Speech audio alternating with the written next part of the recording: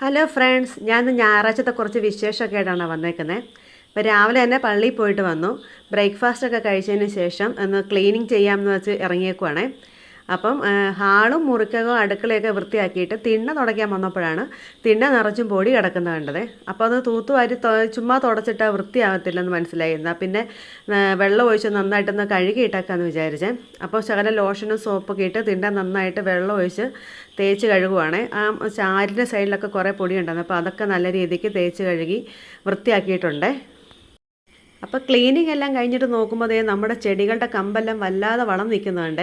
എന്നാൽ പിന്നെ അതെല്ലാം ഒന്ന് വെട്ടി വൃത്തിയാക്കാമെന്ന് വിചാരിച്ചേ. പിന്നെ ഓരോന്നിൻ്റെ കമ്പെല്ലാം എല്ലാ ചെടിയുടെയും കമ്പ് ഞാൻ വെട്ടി കളഞ്ഞിട്ടുണ്ട്. കാരണം ഈ പ്രാവശ്യം നല്ല പൂക്കളൊക്കെ ഇഷ്ടം പോലെ ഉണ്ടായിട്ടുണ്ട്.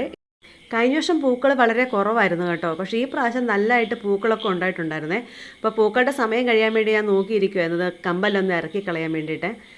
അന്നേരം നമ്മുടെ ഈ മതിലിൻ്റെ സൈഡിലായിട്ട് കുറച്ച് ചെടിയൊക്കെ നമ്മൾ സെറ്റ് ചെയ്തിട്ടുണ്ടായിരുന്നേ. ഒരു ഗാർഡൻ സെറ്റ് ചെയ്യാൻ വേണ്ടിയായിരുന്നു, പക്ഷേ അത് നടന്നില്ല. പിന്നെ അവിടെ കുറേ പുല്ലൊക്കെ ഉണ്ടെന്ന് ആ പുല്ലെല്ലാം ഞാൻ പറിച്ച് കളഞ്ഞ് അവിടെയെല്ലാം വൃത്തിയാക്കിയിട്ട്. പിന്നെ ഞാൻ പറഞ്ഞില്ല, കുറച്ച് കാന്താരിയും പച്ചമുളകൊക്കെ കുറേ പഴുത്ത് നിൽപ്പുണ്ടെന്ന് പറഞ്ഞില്ലായിരുന്നോ. അപ്പോൾ അതൊന്നും എനിക്ക് ഇടയ്ക്ക് പറിച്ചെടുക്കാൻ സമയം കിട്ടിയിട്ടില്ലായിരുന്നേ. അപ്പോൾ ഞാൻ അതോടെ ഒന്ന് പറിച്ചെടുത്ത് വെച്ചേക്കാമെന്ന് വിചാരിച്ചു. എല്ലാ മുളകും പറിച്ചെടുത്തേ. ഇന്ന് നമ്മൾ കിണർ തേകാൻ പോവുകയാണേ. കിണർ തേകാൻ വേണ്ടി ഹസ്ബൻഡിൻ്റെ ചേട്ടനും കൂടിയാണ് ഇന്ന് കിണർ തേകുന്നത്. അപ്പോൾ അവർ രണ്ടും അതിനുള്ള പണിയൊക്കെ അവിടെ റെഡി ആയിക്കൊണ്ടിരിക്കുകയാണ്. പമ്പെല്ലാം കൊണ്ട് വെച്ചിട്ടുണ്ട്. പിന്നെ നമ്മുടെ കിണറിനകത്ത് നിറച്ചും പുല്ലൊക്കെ ഉണ്ട്. അപ്പം ആ പുല്ലൊക്കെ ഒന്ന് വെട്ടി കളയണം. പിന്നെ നിറച്ചും ചെളിയാട്ടോ, എല്ലായിടത്തും ചെളിയായിട്ടുണ്ട്. ഇനി നല്ലൊരു മഴ പെയ്താലേ ഉള്ളൂ അവിടെ എല്ലാം വൃത്തിയാവത്തുള്ളൂ.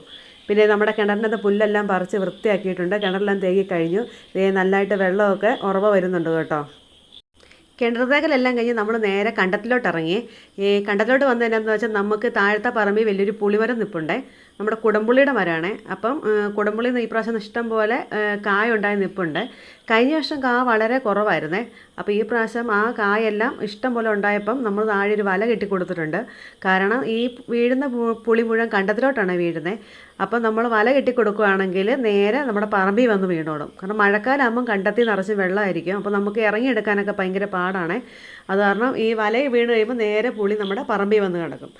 നമ്മുടെ ഈ പാടത്തിൻ്റെ അങ്ങേയറ്റമാണ് കേട്ടോ നാലുമണിക്കാറ്റ് എന്ന് പറയുന്നത്. ഒരു വഴിയോര വിനോദസഞ്ചാര കേന്ദ്രം ഉണ്ടെന്ന് ഞാൻ പറഞ്ഞില്ലായിരുന്നോ. ആ പാടത്തിൻ്റെ അങ്ങേയറ്റമാണ്. പക്ഷേ ഇവിടെ നോക്കിയാൽ നമുക്ക് കാണാൻ പറ്റത്തില്ലേ. പക്ഷേ അവിടെ വന്ന് നമ്മൾ ഇങ്ങോട്ട് നോക്കിയാൽ നമ്മുടെ ഈ പുളിയും ഈ വല കെട്ടിയിട്ടേക്കുന്നത് കാണാൻ പറ്റും. അപ്പം നിങ്ങൾ ഇതുവഴി പോകുമ്പം നമ്മൾ നാലുമണിക്കാറ്റിൽ കൂടി വരുവാണെങ്കിൽ അവിടെ നിന്ന് നമ്മൾ ഇങ്ങോട്ട് നോക്കുവാണെങ്കിൽ നമ്മുടെ ഈ വലയൊക്കെ കാണാൻ പറ്റും കേട്ടോ.